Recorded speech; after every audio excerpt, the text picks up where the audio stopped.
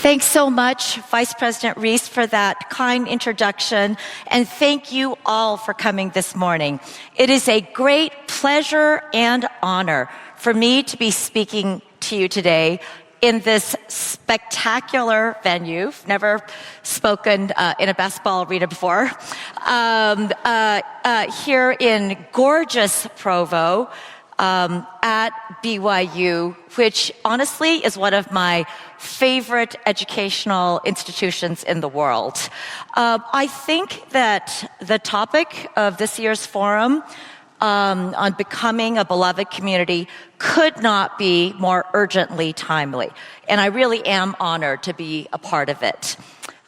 Special thanks to Dr. John Rosenberg and Dr. Melissa Hockley for inviting me and organizing everything so perfectly. So by now, we all know that America is in the grip of a vicious political tribalism. You flip from Fox News to MSNBC, and it's like you're hearing about two totally different countries. Partisanship has become toxic, and it's increasingly difficult for people on different sides of the political aisle to talk civilly about issues like race, gender, climate change, and election outcomes. Even the pandemic, which a lot of people thought maybe like 9/11 would bring the country together. No, just the opposite happened. COVID was instantly politicized. For the first time in many generations, there is serious talk among serious people that maybe it's just time for America to split up into red America and blue America, which for me, the daughter of two immigrants who came to this country in the 1960s because they saw it as a beacon for the rest of the world, would be tragic. So what I want to do for the next 30 minutes or so is to try first to do my best to explain why America is so bitterly divided today. What are the root causes of this tribalism? And then I want to talk about what future leaders of America, people like you guys, can do going forward to try to overcome this tribalism. And I believe that the answer lies in remembering what it is that makes America so special and exceptional as a nation, different from any other country on the planet, and re-embracing the precious civic values enshrined in our founding document, the U.S. Constitution. And then we'll open things up for questions. I'm really looking forward to hearing from you. So let me just start by saying that human beings, like our fellow primates, are tribal animals. It's biological. We're hardwired that way. We can't help it. We need to belong to groups. And once we connect with a group, we tend to want to cling to it and defend it and see our group as better in every way. In a fascinating recent study, children between the ages of 4 and 8, that's really young, were randomly assigned to either the red group or the blue group. Not what you'd think would be a really intense divide. So they were assigned to either the red group or the blue group, and then given corresponding t-shirts, either a red t-shirt or a blue t-shirt. These kids, these subjects, were then shown computer-edited images of a whole bunch of other children, half of whom were wearing red t-shirts and the other half wearing blue t-shirts. These young subjects between the ages of 4 and 8 were then asked for their reactions to these children in the computer images. The results were stunning. Even though these kids knew absolutely nothing about the kids in the computer images, they consistently said they liked the kids wearing their color better, wanted to allocate more resources to them, and perhaps most disturbingly, exhibited systematic unconscious bias, memory distortion. That is, they were told stories about all these kids, and these children tended to remember all of the positive things about the children wearing their color and all the negative things about the children on the other team. So human beings aren't just a little tribal. We are very tribal. And once we belong to a group, our identities can become oddly bound up with it. The effect is like a drug. We will seek to to benefit our group mates even when we personally gain nothing. And we will take pleasure when outgroup members fail or suffer a misfortune. Studies show that our brains actually light up with pleasure when we stick it to the other side. We will sacrifice and sometimes even kill and die for our groups. Now, having said that, tribalism is not necessarily a bad thing. Sports is a great example. I mean, we're here in an arena, and it can be fun. Family can be very tribal. I will be the first to admit that I am a huge family person and a very tribal person. The problem, though, is when tribalism takes over a political system. That's when things get dangerous, because then you start seeing everything through your group's lens.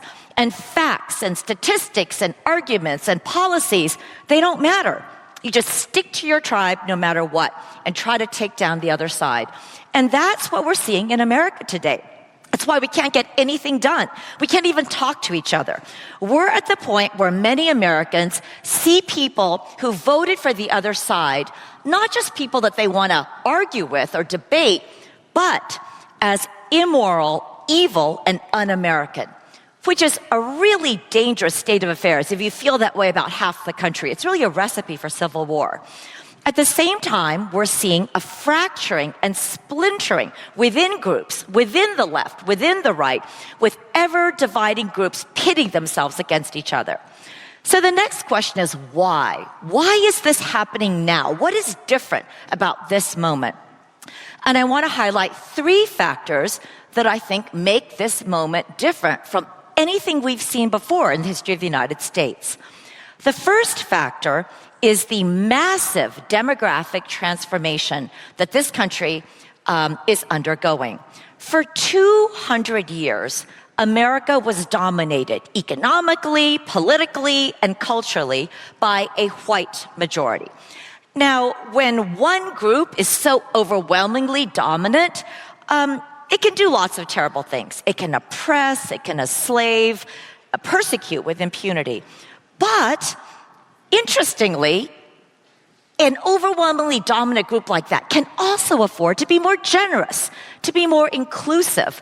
Like, for example, the WASP elites of the 1960s, who basically voluntarily opened up the universities of this country to more Jews, blacks, Asians, and other minorities, in part because it just seemed like the right thing to do. Today, that's totally different. Why? Because today, for the first time in U.S. history, whites are on the verge of losing their majority status at the national level. The estimates differ a little bit. The Pew Foundation says it's going to happen in 2044. U.S. Census says 2050.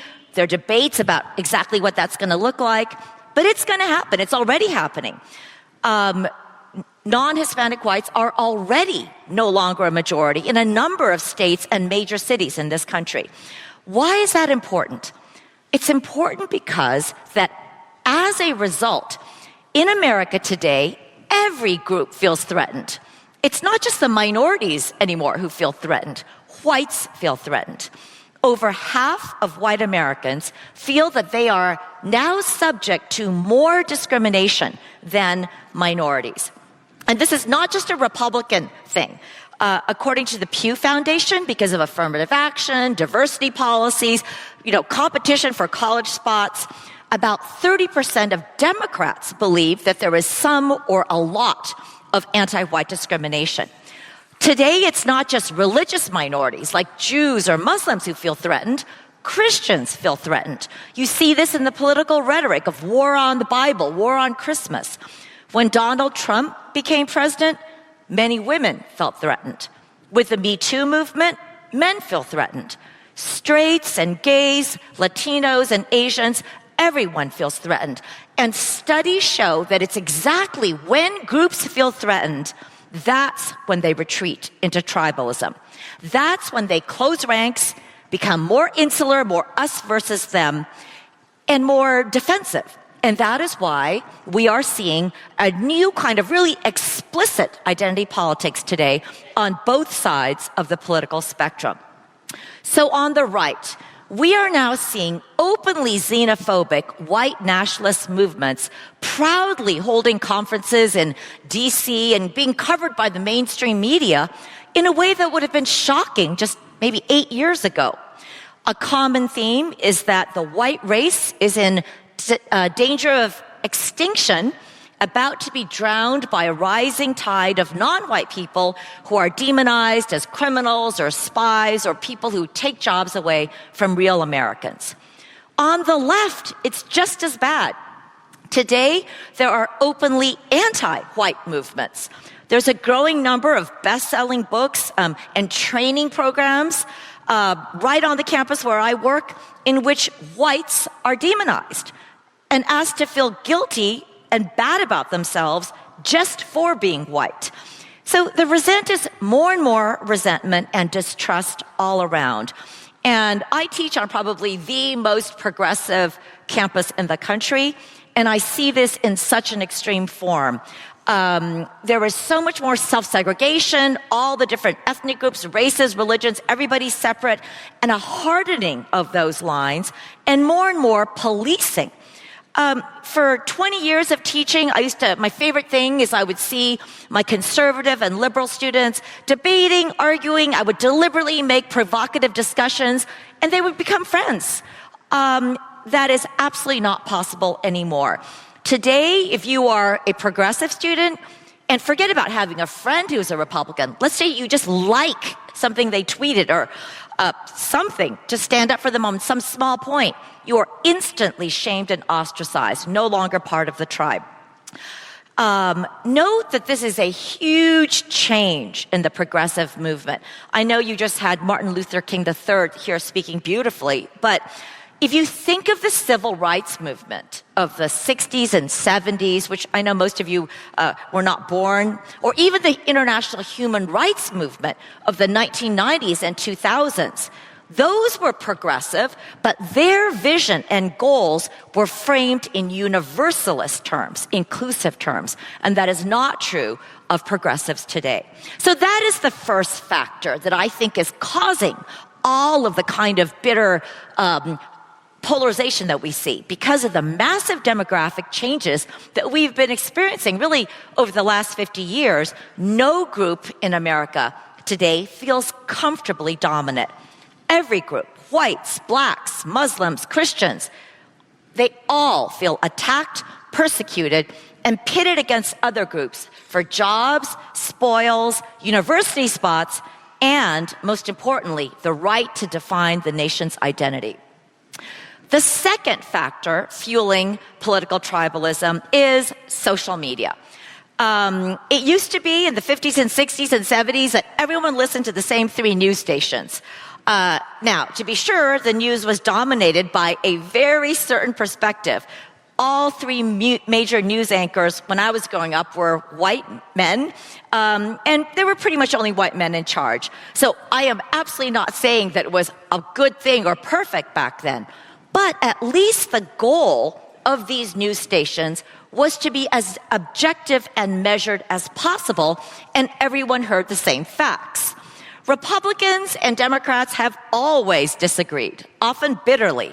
But in the past, they would talk to each other, argue with each other, and perfectly often marry with each other. Very common. That is very different today. Today, we pretty much get our news only from people we already agree with. If you're conservative, you watch Fox or Newsmax. If you're liberal, you watch CNN or MSNBC. And the anchors, whether Hannity or Rachel Maddow, they don't even pretend to be objective.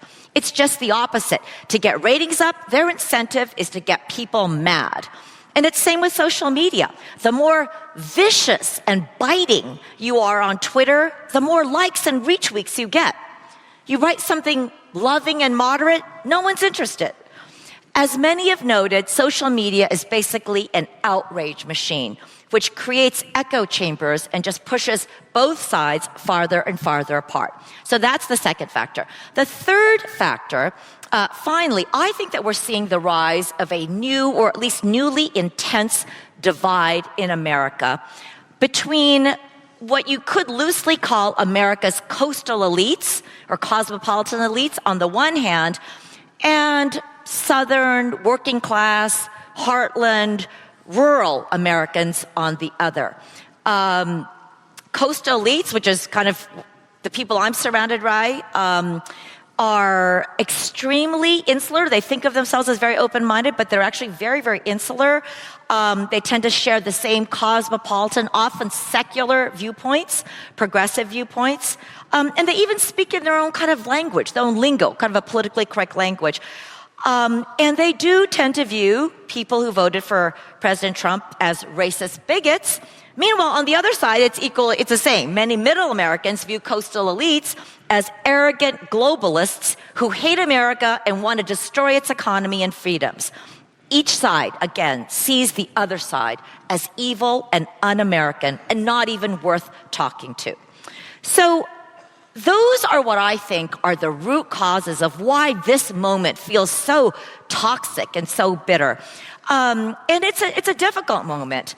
At a time when China is very powerful and unified and extending its influence around the world, we in America, by contrast, are deeply divided along class, racial, and political lines, constantly ripping into each other. So, what do we do about this? What is the way forward? Obviously, there are no simple solutions. I began with talking about how tribalism is hardwired biologically into us. But I think that part of the answer lies in remembering what it is that makes America special, what it is that makes us different from almost every other country in the world, even the democratic countries of Western Europe. So, alone among the major powers, America is what I call a supergroup. Let me explain what I mean by this concept. It's really easy. To be a supergroup, you have to satisfy two simple conditions. The first is you must have a very strong, overarching national identity, like American, or China, capable of inspiring loyalty and patriotism. So that's the first condition. But to be a supergroup, you have to satisfy a second condition, and that is that you have to allow smaller individual subgroup identities, ethnic, religious, linguistic, racial, to also thrive. And at our best, that's America. America is a country where you can be Irish American, Syrian American, Japanese American, Mormon American, Jewish American, Cuban American, and intensely patriotic at the same time. And that may sound like old hat to you guys, but we forget just how rare that is. Almost no other country in the world is a supergroup, believe it or not. China, for example, is not. China is very powerful, but it's not a supergroup because it satisfies the first condition. It's got a really strong overarching national identity, but that identity is rooted in the ethnicity, in an ethnic Han identity. So China doesn't satisfy the second condition. Smaller subgroup identities like your Uyghurs or the Tibetans or all kinds of minorities, obviously their identities are not allowed to flourish. Now, believe it or not, even a Western democracy like France, which is so much like the United States in so many ways, it is also not a supergroup for the same reason as China. France has a very strong collective identity, but because of their almost forced assimilation policies, they call it laïcité, ethnic and religious minorities in France must thoroughly assimilate, at least in public. I'm sure you've heard about the ban on wearing religious symbols, the headscarf ban, the burkini ban. As the former French president, Nicolas Sarkozy himself put it, if you want to become French, then you have to speak French, you live like the French. And many believed that such attempts at forced assimilation have backfired with France's Muslims and immigrants from North Africa, contributing to social unrest and radicalization. By contrast, the United States is a supergroup. And the good news here and I also often think this is a false dichotomy I'm presented with. The good news is that we don't have to choose between having a really strong group transcending collective identity and multiculturalism. We can have both. So I give a lot of talks around the country, at least before COVID, and I'm always asked the same question: is there another country that could serve as a model for the United States to learn from, to help us overcome our tribal divisions? And I always respond, sir, no, there is no other country that's a better model. We are the best model. We are actually better situated than any other country in the world because of the fact that our national identity is not rooted in blood, but rather in the principles of the U.S. Constitution. This makes us different from most other countries in the world, including the countries of Europe that started off as, and in many ways still are, ethnic nations. The fact that our Constitution, that as a constitutional matter, our national identity is ethnically and religiously neutral, makes the United States, as a country, uniquely equipped to overcome the challenges of political tribalism. Having said that, we are at a perilous moment. America's status today as a supergroup is under tremendous strain because of the three factors I mentioned: this massive demographic transformation, social media, and the growing divide between urban and coastal elites and the rest of the country. So let me now offer three kind of concrete suggestions for how we can get back on the right track, or at least move in the right direction. First, I think we all need to be much more protective of America's special national identity. And this is a lesson that both the left and the right need to take to heart, although in completely different ways. On the left, I think progressives need to be aware of the danger in their scorched earth approach to America, its history, and its ideals. It is common among progressives now, especially younger ones, I hear it all the time at Yale, to hear America described as a land of oppression. It's a country founded on genocide. Many prominent prize-winning writers on the left routinely depict America as a country that is built on and structurally committed to white supremacy.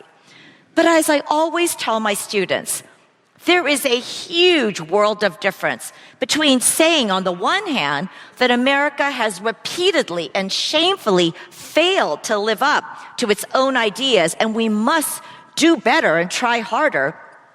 There's a huge difference between saying that and saying that the principles supposedly uniting us are just bogus lies and smokescreens to disguise oppression. Because if America really is nothing more than a land of oppression, founded on nothing more than genocide and white supremacy, it's hard to see why America is worth fighting for. Unfortunately, there are equal dangers coming from the right.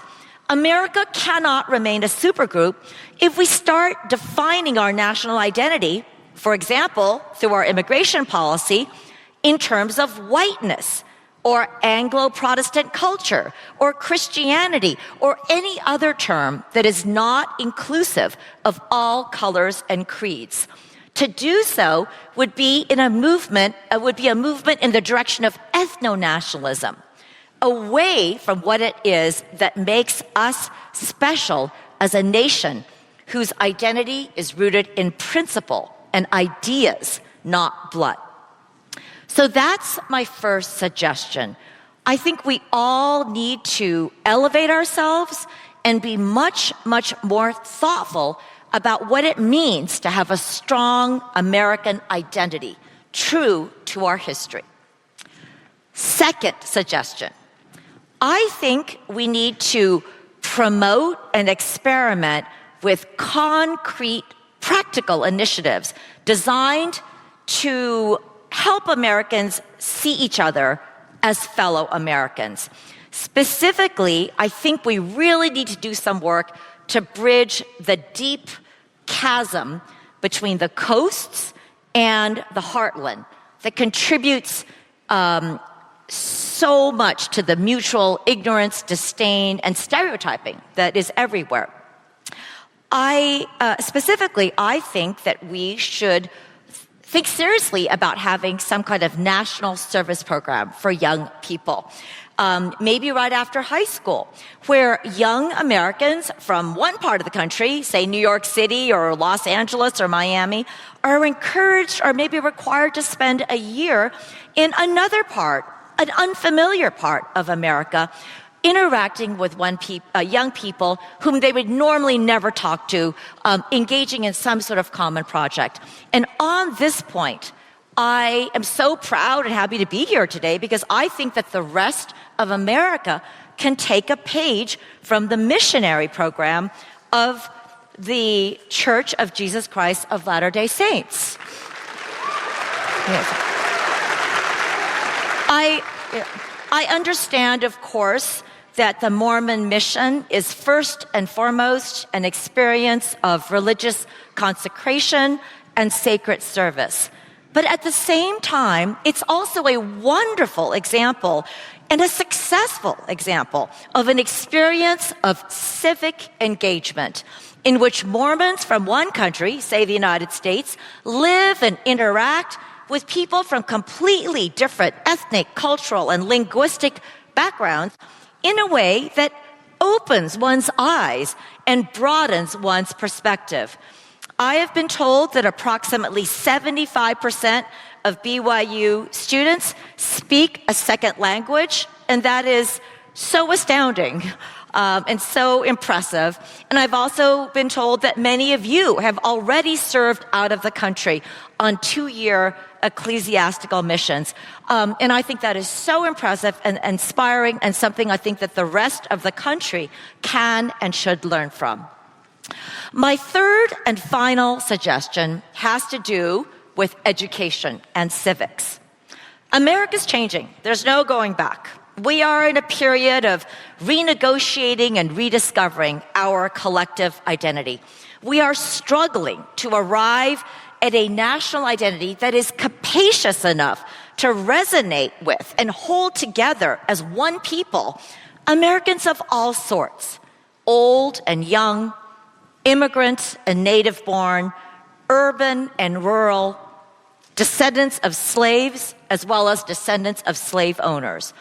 So to that end, I think we need to think very hard about how we can teach our children U.S. history in a way that tells the truth while still conveying the idea of America as a special nation. It is really important that we no longer teach our children a whitewashed version of American history. But I think it's also important not to overcorrect, which is, I worry, we are now doing. I recently gave a talk in New York City, and a history teacher at a super fancy elite private high school told me, really in despair, that most of his incredibly smart students now express total disdain for the founding fathers. They're just dead white male slave owners.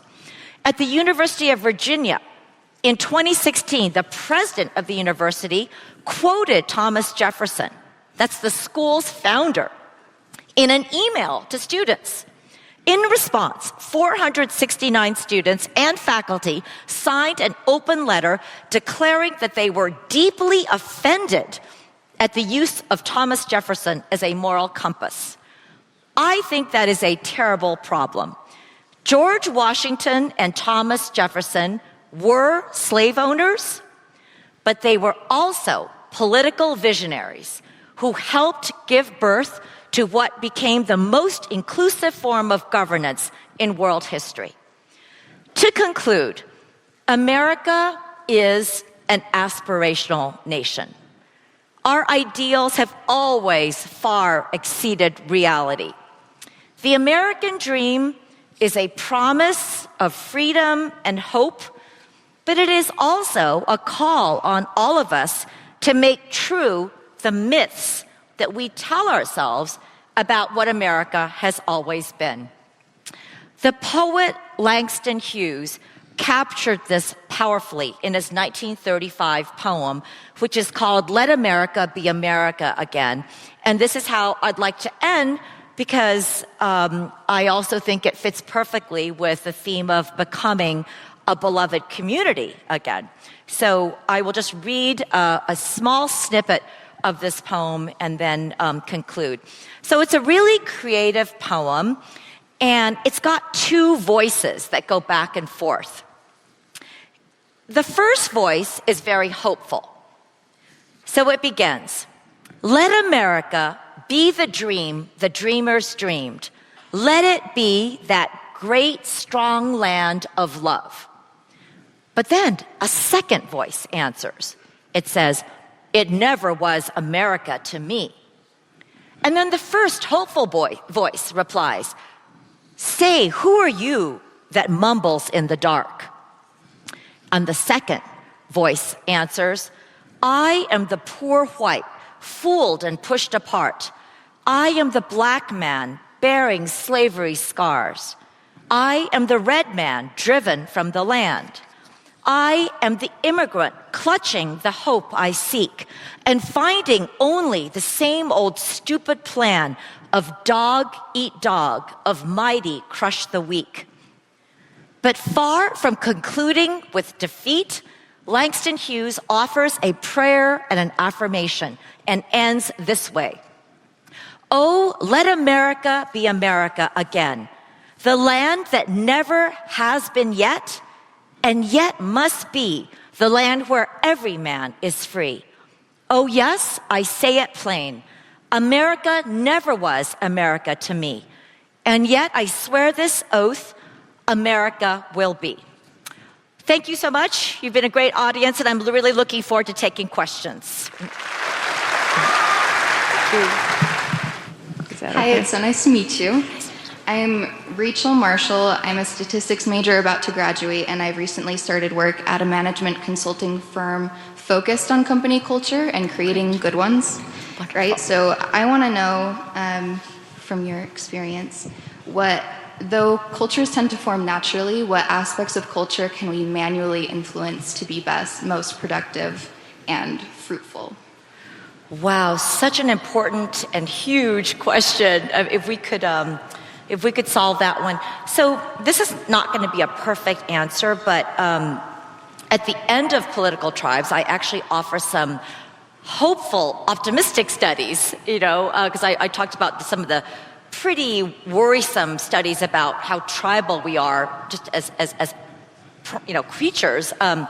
But there are tons of studies that show that if you can get two people, whether within a corporation or within a school or country, to actually interact and engage with each other on a one-on-one basis as individuals first, before you know what their political affiliations are, amazing progress can be made. So if you can take two people, one person who voted for Trump and another never Trumper, and you put them together and they can only talk about, you ask about different aspects of culture. Actually, there's a lot. Food, pizza, football, dogs, pets, children, education, movies.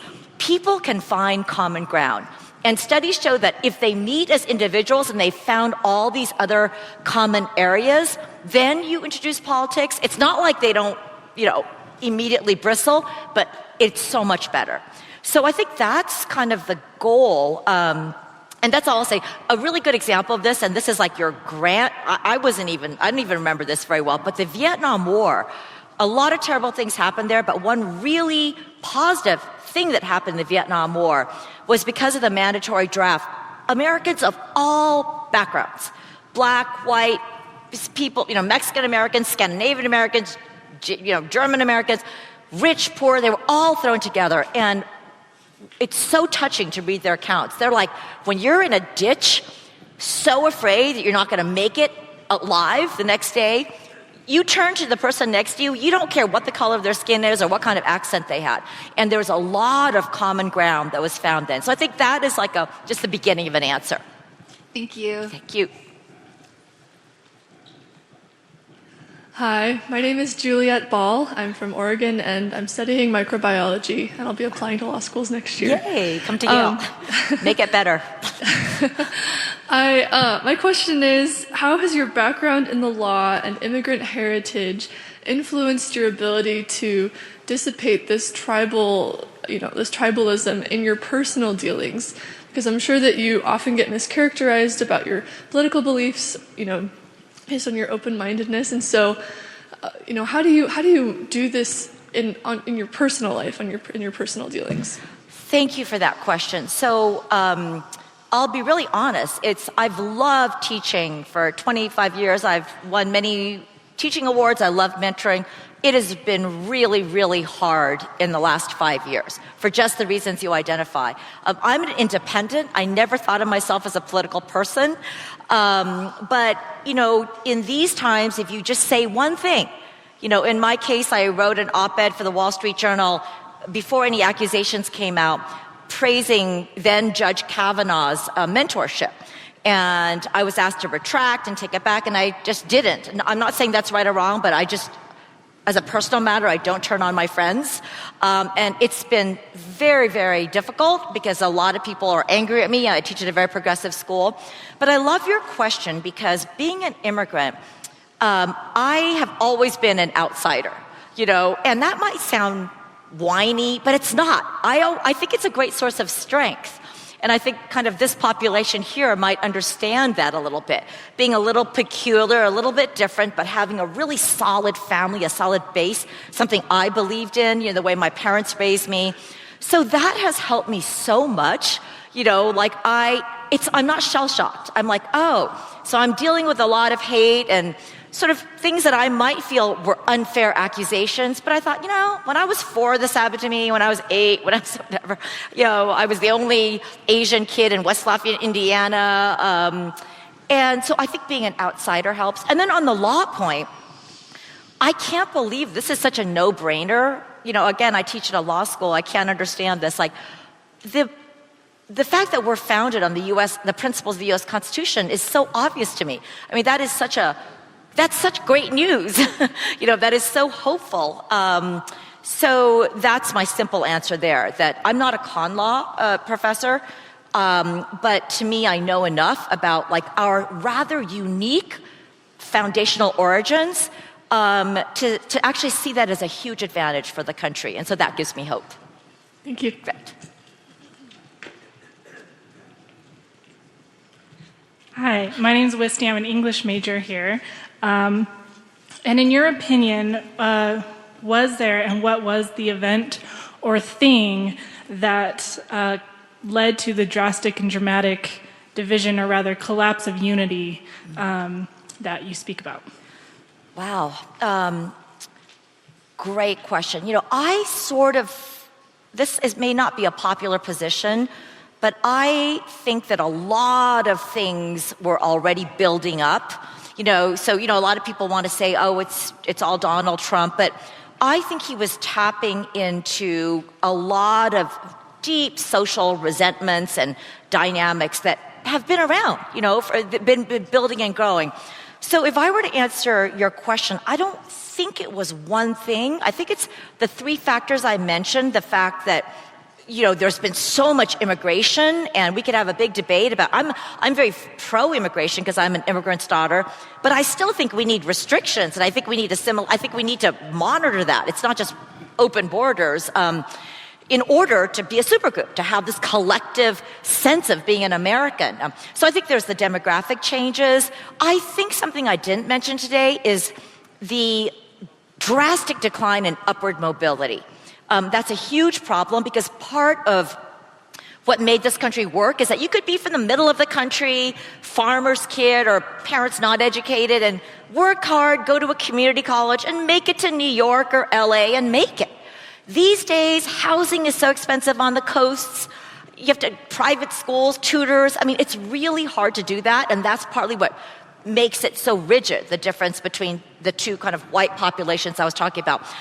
So I would say decline in upward mobility, a lot of very rapid demographic transformation with not a lot of sensitivity to how to manage that.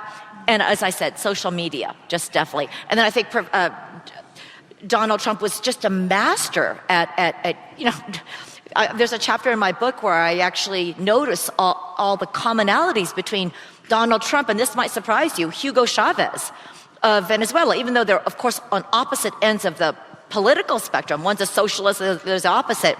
Very similar kind of techniques. He had a reality TV show. He was a man of the people, tapped into a lot of social resentments. So that's a partial answer, too. Thank you. Thanks. My name is Madeline Miles. I am a sociocultural anthropology major here at BYU in hopes to be an immigration lawyer. And I also recently returned serving a mission in Chile. Great. And I noticed a lot of themes of political tribalism there as well, political and social, racial tribalism. Yes. And as a missionary, we are very impartial and unbiased, and we don't talk about politics. And so I noticed that religion was a big theme of unity with the people that we taught. And so my question for you is, how do you think religious tolerance or religion in the United States would impact unity or disunity? If that makes sense. Yes.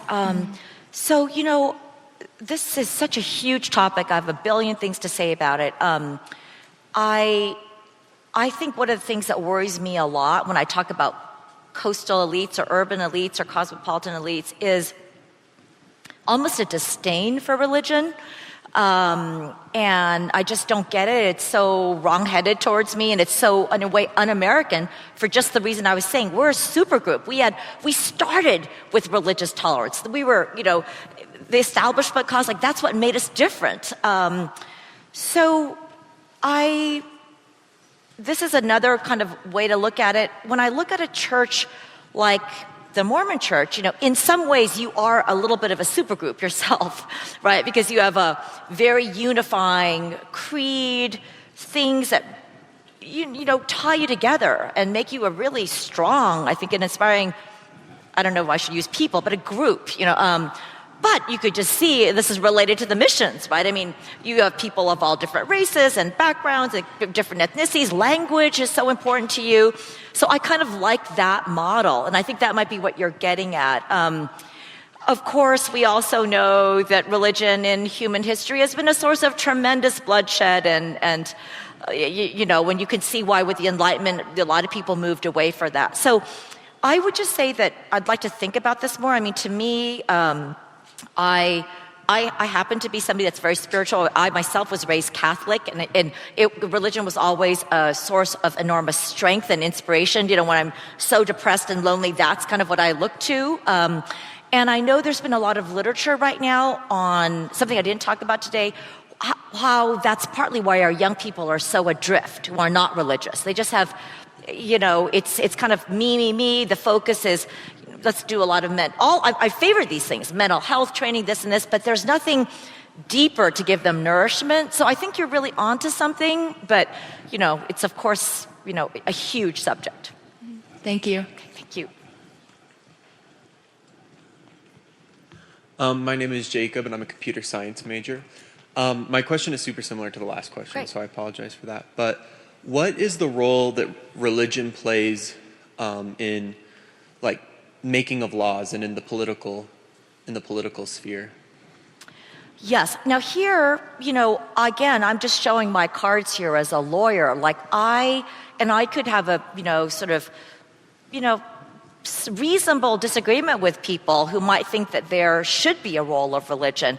For me, the way I see America is that this is a place where religion should not come into how you decide constitutional issues. Rather, our Constitution should make it just anybody be able to worship their religions, that religious freedom is extremely important and part of our foundation too. But the way I see it, it shouldn't be I'm making this law from a religious point of view. It should be our overall framework is one that should celebrate and accommodate and nourish all kinds of religions. And it's a really good question you're asking, because there are a lot of these constitutional law issues that make me, first of all, happy that I teach boring classes like contracts and international business transactions rather than constitutional law that are so tricky, where even really good, smart, thoughtful people, it's a close call, right? Like, because you're weighing, let's say, free speech against, religious liberties. How does that come out? And it's really tricky on the campus where I am. I mean, it's practically come to blows, So I don't pretend to have any really good answers, but it's a really good question. Thank you. Hi, Professor Chua. My name's Tom Fairholm. I study music composition and Russian. Wonderful. And I want to thank you for your very inspiring and patriotic remarks today. Thank you. Like many Americans, I was dismayed at the January 6th attack on our democracy. And I've seen polls in the past year that suggest that somewhere between 70 and 80% of Republicans believe that the 2020 election was stolen. So I'm wondering, how can I oppose what I view as an urgent threat to American democracy without villainizing or alienating my Republican friends? Such an important question. So first, just to equalize things, it's on both sides, right? Just by virtue of where I teach, most of my colleagues and friends are on the other side. They're Democrats. I will tell you, I don't know if it's 60%, 70%, 80%, some huge percentage of progressives in my circle believed that Donald Trump was not legitimately elected, that it was either the Russians or something, and I was always ahead of the curve on this because I got in trouble, I was provocative 10 years ago when I said this about Hugo Chavez. I think Americans want to believe that democracy, it has to work. It has to only bring in good people, right? And I got myself in hot water because in 2003 I wrote in an op-ed in the New York Times, Hugo Chavez was democratically elected. He tapped into a lot of social resentments, and he did terrible things after he was elected, drove the country into the ground, disbanded Congress. But he was a demagogue who did get elected. And I got to tell you, it was so hard. I got so much hate just for saying that he was democratically elected. Because if you really believe that somebody horrible has just been elected, you want to say no. It was corruption. It was illegitimate. It was cheating. So that's why your question is so good. It's just a human instinct, So as to how, that's a trickier thing. Sometimes it sounds like a cliche, but I have tried. I have one student here. It's not easy, and it's gotten a lot harder. But as a professor, so in a really small microcosm, I have tried to be like a good leader, kind of set ground rules, which is say, okay, we are going to disagree, but if you're going to take this class, I actually have a big banner on my syllabus. The presumption, if you hear something that offends you, you can't presume that person is racist or a bigot or something. You have a right to state what it is that offended you about that statement, and then we'll have a back and forth. And I don't want to romanticize it. It is so much harder today than it used to be 5-10 years ago. We used to have these blowout, fun, fiery discussions. Now I'm tense. But I do think that I've been pretty successful. That is, I think I've been successful at setting rules and saying, look, let's have a civil discourse. So on your point, you could say, look, I find my view of January 6th is XYZ. I'm horrified or whatever, but let me hear why you are not horrified, and sometimes you're just going to get some people that are crazy, that you'll never agree with. But other times you'll start to hear things like, I totally disagreed with it, but I think it's being overblown. Or, I totally disagree with it, but how about this and this, And so I think there can be conversations. They're not going to be easy, but great question. Hi, my name is Luke Hansen, and I am a chemical engineering major here at BYU. I'm not to bury the lead, I'm somebody who's very much on the right, yeah. And I know you mentioned problems on both sides of the aisle. You seem to be pretty specific about where institutionally some of these bad ideas are coming from the left. I'm wondering if you could speak more specifically to where they are coming from on the right. Right. Yeah, so maybe I'll start with just human nature. Like about 5 years ago, when at Yale Law School, there was all this like enforced diversity training and just things that they were trying to do the right thing. They were trying to correct. But a lot of these classes and training took what I called kind of like an anti-white side, which is just admit it, like everything you did was terrible, you've only done bad things, white people. And even back then, I said, forget what's right or wrong. Just as a matter of psychology, this is a bad idea. Because nobody wants to hear that, right? Maybe you will have some extreme people on the left who want to slavishly be, I'm so horrible. But for the bulk of people at a certain point, they're going to be like, wait a minute, were we that bad? I mean, we made some mistakes, but I mean, we also wrote the Constitution and we did X, Y, and Z. And I think what happens is that, so I don't like finger pointing, right? Because like it's a chicken egg, who started it, right? But you could see that at that moment, I don't know if it's institutional, but some politicians or leaders or charismatic figures are going to say, you know what, white people, you're not that bad. You're just not that bad. Here are all the amazing things that we did. And that makes sense to me that that's going to resonate, right? Like, which message do you want to hear? You're horrible, go bury yourself, or your people did a lot of good things. So I can actually understand where a lot of this comes from, because it comes from this natural desire for all of us to feel self-esteem and pride, So in terms of finger pointing, or like where did it come from? I don't exactly know. To me, I like to take the more empathetic look, which is like, when I see things escalating on the left, on the right, and it's getting worse and worse, weirdly, maybe because of the answer to the second question, because I'm an outsider, I like to step outside. It's like, I kind of understand why this nightmare is happening, and I don't think it's both sides-ism or equating whatever. So I know that's not a satisfactory answer, but I think a lot of it taps into feeling threatened and feeling persecuted, and then just the human instinct of not wanting to just believe you're horrible, and so that's, maybe going forward there can be a leader, whether on the right or on the left, that just rises above other people. I know the Mormon Church has had such figures, right? A lot of this sometimes turns on a very strong and inspiring figure, so that would be great if we could get one of those at the national level. Thank you. Hello, my name's Aaron. I'm an English major. And political tribalism is definitely something that I'm sure we've all noticed and seen more and more in political spheres. But just as being someone who's been trying to be more politically active, something that I've noticed a lot is that a big source of politically fueled hatred and division more and more seems to come from the framing of a given political issue as a personal attack on a group of people, right? So obviously, like, the left sees abortion as an attack on women and women's bodies in a very literal sense, and the right sees it as an attack on the unborn, right? Just last week here in Utah, a bill was passed that legislated underage transgender athletes, right? And in the big political debate leading up to that bill, both sides framed it very heavily as a very real attack on children.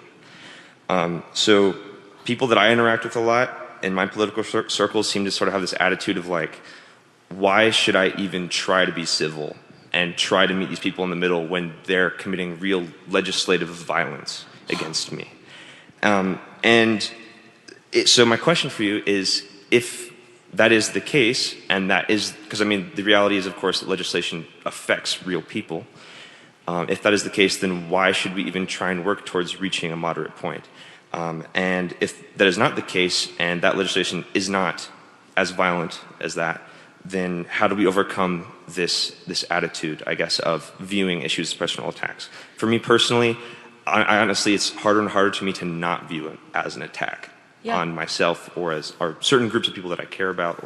Yeah. Oh, I mean, first of all, I don't know if I have much to add. That was so eloquent, and I agree with so much of what you said. I watch with dismay this new vocabulary of everything is a violence to me, and I understand it. Again, I understand where it's coming from, but it certainly makes it very, very difficult to have any kind of conversation.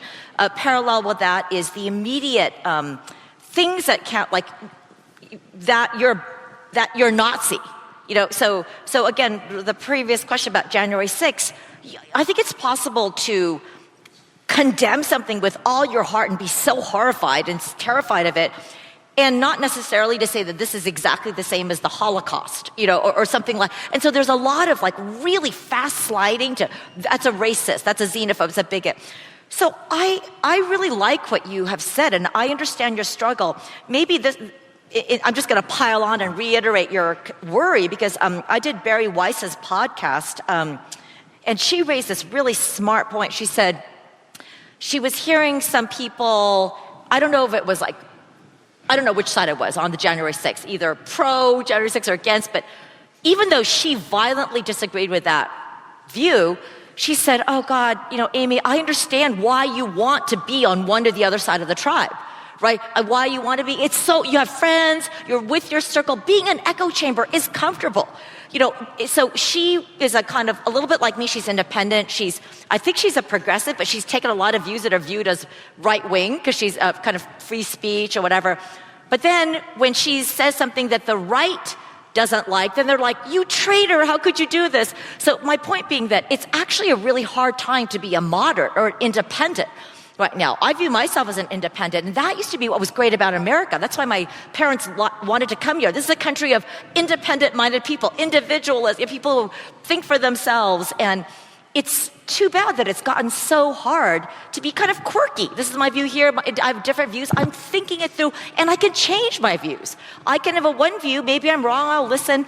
That is all so hard now. So I know I didn't answer your question, but I'm more just agreeing with you. It's a very difficult time because of the rhetoric that is used and for me too, sometimes even as a professor, I'm like, let me just not bother to go there, right? Why have an explosion? I try not to do that because I want to be courageous, but I'm like, I can't afford another explosion right now. And I think that's a shame. So great question. I'm sort of on your page. All right, thank you.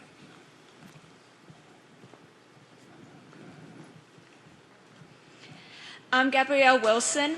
I'm a linguistics major. As relevant background, I am a dual citizen of US and Mexico. So this question stems from that. How can we create a narrative in which there is a conflict, US versus X or whatever faction, and make it both transparent yet uplifting? Because that stems from I've actually seen both sides of the argument in the American-Mexican War. Wow. It's such an important question because it's like we're talking about the Pilgrims and slavery and the way Thanksgiving is viewed, and it's related to my question about how do we teach history in a way that doesn't whitewash it. It tells the truth, but still teaches us that it's that we're a special nation. That's such a good question. I don't know if I can do any better than you. I think it's important to try as hard as we can to kind of know what one's own biases and politics are. So you have this almost like an advantage because you know the Mexican side too. Right? So when you hear it, you can kind of see both sides. This reminds me of Vietnam. When I did a chapter on Vietnam, and it was kind of startling for me to think, oh, they referred to it as something like the American War or something like that, or to think about the Civil War from the point of view of the South. It's very, very, very tricky. I don't know. I need to think about that. It's a great question. I think it comes down in a way to trying to stay to the facts, state facts, like who attacked, how many people were killed, do this, but without like finger pointing so much. Many people who are fighting a war have no choice. Many soldiers who are fighting a war have no choice. They're fighting for their side. But I thank you for your question. I'm going to think about it more, but I don't have a simple solution. Thank you. Thanks. Hello, Professor Chua. I am Kimball Jardine. I am studying computer science. I don't know, I remember from 11 years ago when we were seated around the kitchen table and the Wall Street Journal had a book review of oh my God. The Tiger Mother. I don't know why I remember that, but I do. So do I. It's a firestorm, yeah. But you were talking about how supergroups they have two key features, that they're very strong national identities, but then they are also able to have strong sub-identities. Yes. And you mentioned how many countries only fulfill the first, like China and France. And given the fact that tribalism and how it just creates fractious divisions seems to lean towards the second, where it's sub-identities only.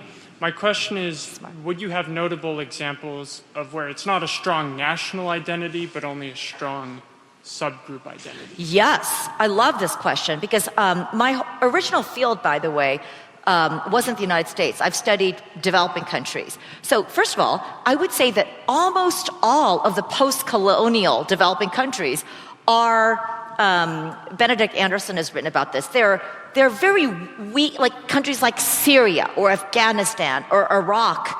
That's exactly the problem, right? That overarching national identity in many cases was a colonial fiction created. Burma, or now called Myanmar, is another example. There are so many different tribes, and they just kind of, the colonizers literally just like, let's cut it this shape. And there are even stories of horse trading, like, okay, you take that mountain, I'll take this, and it makes no sense. So those are examples of countries that exist today that I think are not supergroups because they have only the subgroup identities and nothing tied them together. You might be interested in this. I provocatively say in political tribes that the UK is this example. And this might surprise you. The United Kingdom, they're like, what? Sounds like the United States. If you think about it, the UK, first of all, is made up of England, Scotland, Wales, Ireland, and those subgroup identities are very strong. That's fact one. Two, they have a lot of multiculturalism now in London where they don't want to stress this overarching British identity. You know why? Because imperialism is so out, right? Nobody can defend, it's like this is not the moment to be defending empire, right? So since the British history is so rooted in that empire story and no one can talk about it, there's an interesting question of what ties that country together. And it's pretty interesting. I've actually talked to British people. Some people say the royal family, Kate Middleton, or the British Navy or something like that. But it's a great question. I'm glad that you raised it because I know I gave examples only of countries that are not a supergroup for the other reason. Mm-hmm. Thank you. Thank you so much, Amy. My name is Robert, and I study economics here at BYU. I am very invested in the success of the National Service Association that you described today, and I recognize that there's a lot of challenges associated with an organization like that, like the missionary department that you described in our church. And the only thing that really keeps it together is a unified purpose and cause, and in our case, inviting others to come into Christ. My question for you today is, who in America would be best positioned as the founding fathers of an organization like the one that you described today? Wow, great question. So on a positive note, when I started toying around with this idea about 3 years ago, I found that a lot of other people were too. A lot of vets. This is interesting. A lot of people who served in the military had this idea. Maybe for the reason I explained, that that's a place that in their experience, oh my God, when your life is on the line. I think it's an especially good question, and I'll say something that would be probably provocative for the left, but because we do have a lot of Teach for America programs, and what I would want to avoid in this kind of program is a kind of condescending approach, where people from New York City go and teach these benighted people in the middle of the country to X, Y, and Z, because that would just replicate it. So I started thinking almost about incentive structures. Like, right now, among a lot of wealthy families, there's a gap year after high school. And I understand in the church it's different for you because you have the missionary component. But a lot of friends of my kids, after high school, they basically stick with their same elite friends and they go to like Guatemala or Australia. And they're in a foreign country, but it's not a purpose that is meaningful as it is for the LDS Church.